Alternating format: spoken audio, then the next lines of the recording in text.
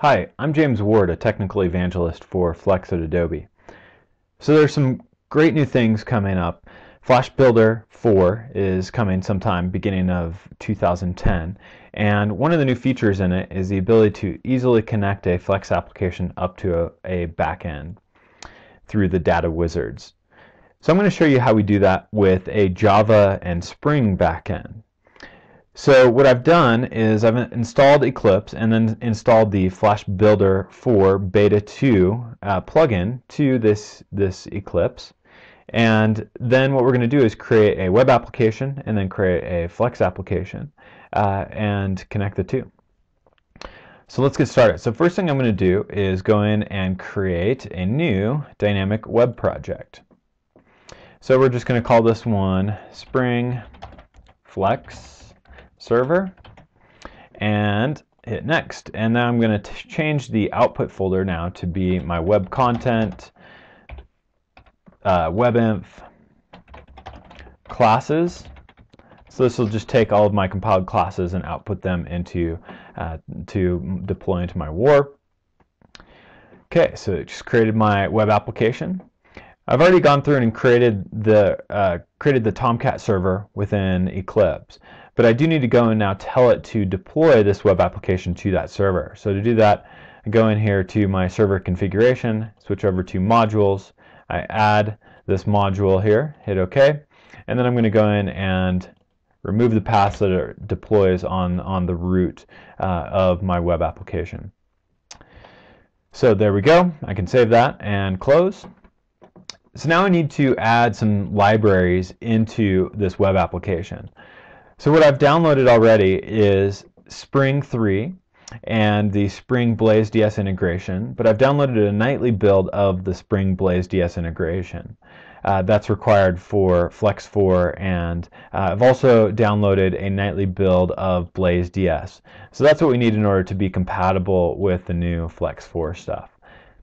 So I'm just going to copy all these libraries into my webinf lib, and then I also have some configuration files that I'm going to copy over as well. So I have some configuration files in this Flex folder, and then my standard Spring and servlet config files. So let me just paste those in here. So let me show you now what configuration I've already done.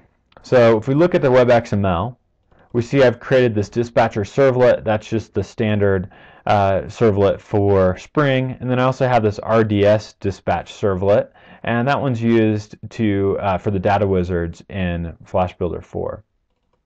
So then in my Spring configuration, what I've done is I've defined the Flex message broker and the Flex remoting service so that we can connect easily to the Spring backend from Flex. And then I've also told Spring to find any components, any Java beans in the blah package. So we'll use that in a few minutes. Now my services config, all I really have in here is a channel definition for the AMF channel, which is going to be how we communicate back and forth between client and server. And then in my remoting config, just telling it what my default channel is, that my AMF channel. So basic configuration there. So that's all we really need to configure our backend server. So now let's go through and actually create a Java bean that we're then going to expose as a remoting destination. So I'm going to come in here and create a new class in my source folder. I'm going to put it in that blah package so that it's picked up by Spring. I'm going to call the class foo and hit finish. So this is just a regular old Java class. I'm going to come in here and add a method. So let's add a method called sayHello. Takes one parameter. It's going to be name. And then here in our sayHello method, let's just return a new string that says hello and then the name. So that's our basic Pojo. Let's go ahead and add a few annotations here to this class. So the first thing is this is going to be a service, and that's just the Spring service, and we have to give it a name here. Let's call it foo service. And then we also need to specify this as a remoting destination. And then we need to specify the channels property to use the myAMF channel. And then last thing here, we're going to add another annotation on this method to include, so remoting include, we're going to include that method in the remoting. So that's it for our Java Pojo service.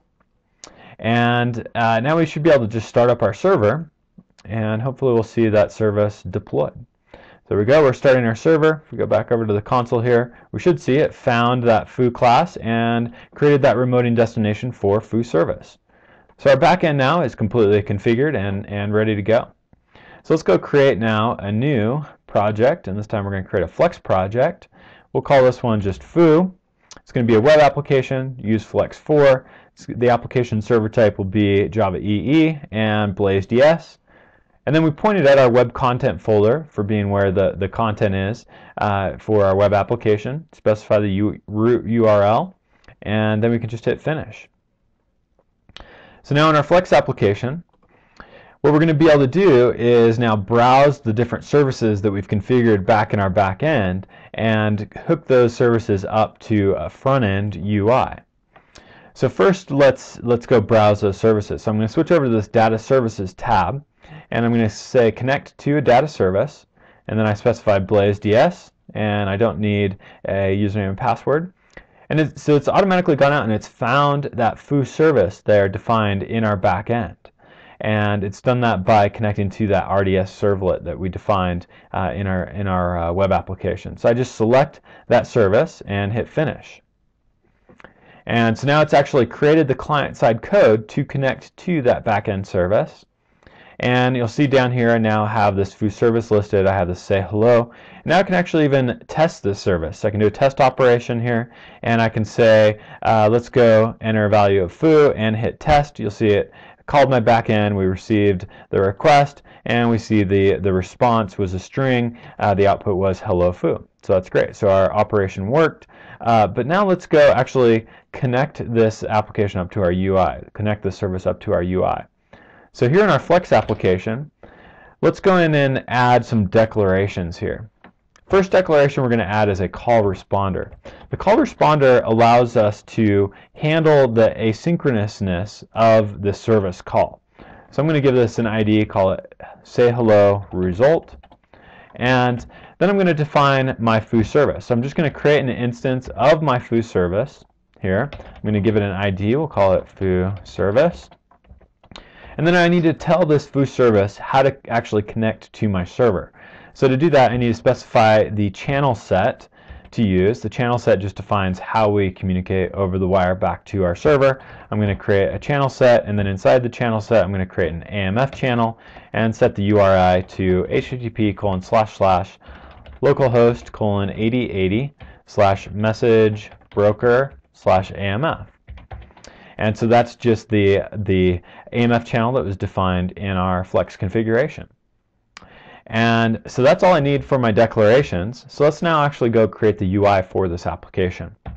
So the first thing I'm going to create is a text input. I'm going to give it an ID, we'll call it TI. And then I'm going to create a label, and I'll set the text of the label equal to, we want to set it to what we get back from the server. So to do that, we're going to use binding, this is the braces, and we're going to say bind to our call responder, which is say hello result dot last result. So whenever we get a response back from the server, it's going to update this last result property on the call responder, data binding is going to trigger, and then our label is going to display what we got back from the server.